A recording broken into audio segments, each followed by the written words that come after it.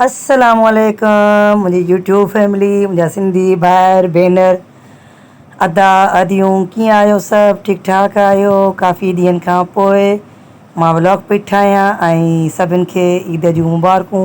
चवंदा हूंदो ईद त गुज़री चुकी आहे, हाणे वरी छाजी मुबारकूं थी ॾिए। ईद त हमेशह ईद हूंदी आहे। जॾहिं बि मिलो ईद वांगुरु मिलो, ख़ुशियुनि सां मिलो। त अॼु जो मुंहिंजो व्लॉग तव्हां ज़रूरु ॾिसो ऐं सिंधी सपोर्टर थियो, सिंधी चैनल खे सपोर्ट कयो, तव्हांजी महिरबानी थींदी। अॼु मां वरी तव्हां सां गॾु हाज़िर थी आहियां। मां सोचियो थोरी तव्हां सां ॻाल्हियूं कयूं, पर कराचीअ में एतिरी शदीद गर्मी आहे जो माण्हू हिक ॿिए खे मुंहुं ई नथो वणे, हिक ॿिए सां केरु ॻाल्हाए कोन थो घर में। सो ही शाम जो टाइम आहे ऐं थोरो सोचियोसीं त मिल्क शेक ठाहे पीजे। हिकिड़ो मिल्क शेक आहे जेको अछो वारो तव्हांखे नज़र थो अचे, उहो आहे अंब ऐं सूफ़ जो, ऐं हीउ जेको पीलो आहे इहो केले ऐं अंब जो आहे।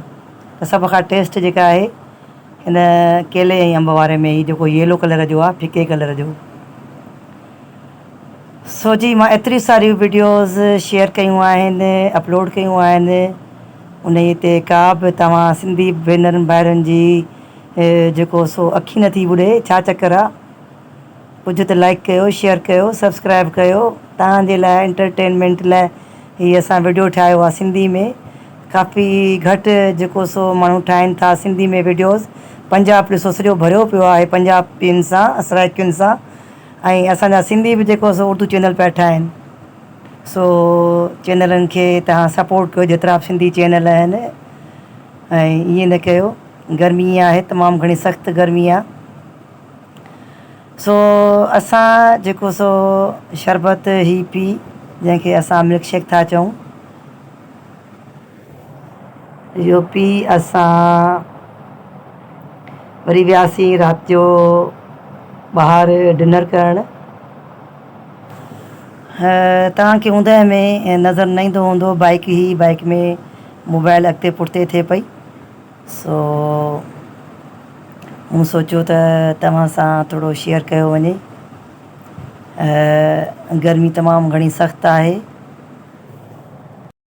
अक्सर करे असां ॾिठो आहे त तव्हां ॿहिराड़ियुनि में या किथे बि जेको सो बुज़ुर्गनि जी एतिरी रिस्पेक्ट नथी कई वञे, न ई उन्हनि जी का सार संभाल नथी थी वञे, चाहे गर्मी हुजे चाहे सर्दी हुजे।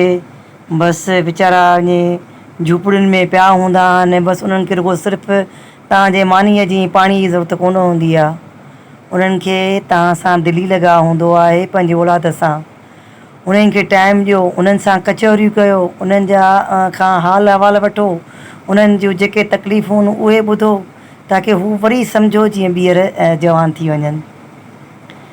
ऐं ज़ाहिरी आहे असां बि पूरा थींदासीं, ईअं थोरी आहे त रुगो असां जेको सो जवान ई रहंदासीं। जीअं तव्हां पंहिंजे वॾनि जी ख़िदमत कंदव त तव्हांजो औलाद बि तव्हांजी ईअं ई ख़िदमत कंदो।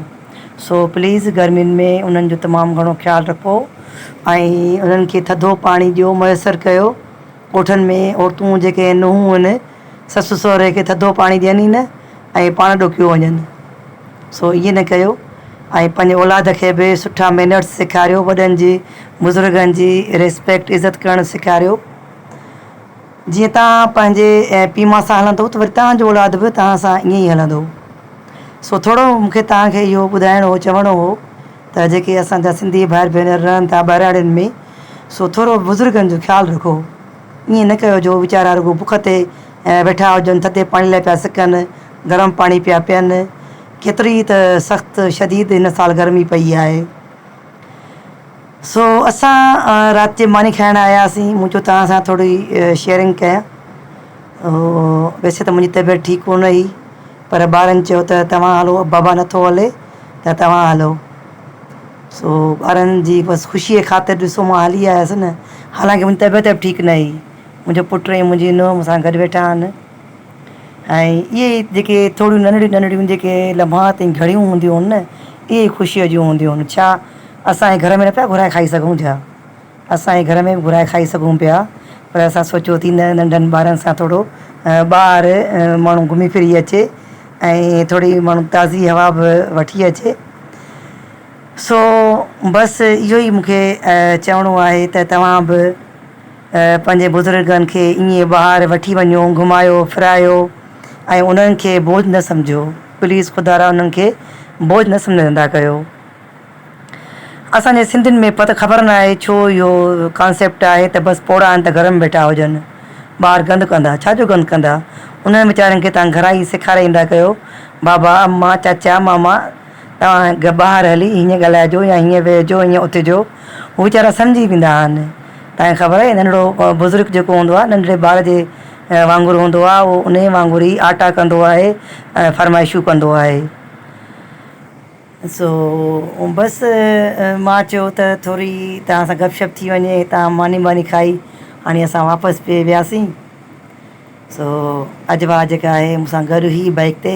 बसि मुंहिंजे चैनलनि खे सपोर्ट कयो त जीअं असां तव्हांजी सपोर्ट हूंदी, तव्हांजी हेल्प हूंदी त असां गाॾी वठी सघंदासीं, घर बि वठी सघंदासीं। ऐं सिंधी चैनल जेतिरा बि सिंधी चैनल आहिनि उन्हनि खे सपोर्ट कयो। वीडियो मुंहिंजी तव्हांखे अॼोकी कीअं लॻी? सो जेकॾहिं सुठी लॻी हुजे त लाइक कयो, शेयर कयो ऐं सब्सक्राइब ज़रूरु कजो अगरि ज़्यादा पसंदि अचे त। बसि हाणे पहुची वियासीं, पंहिंजे घर ई रस्तो आहे ऐं पंहिंजे घर में अची अंदरि पहुची वियासीं। बिल्कुलु ऊंदहि लॻल आहे ऐं लाइट ऑन कईसीं। हाणे हीअ असां नंढिड़ो कमिरो आहे जेको सो थधो रहंदो आहे, त इन में ख़ासि करे असीं अची वेहंदा आहियूं। मिलंदासीं नेक्स्ट वीडियो में। तेसिताईं अल्लाह हाफ़िज़।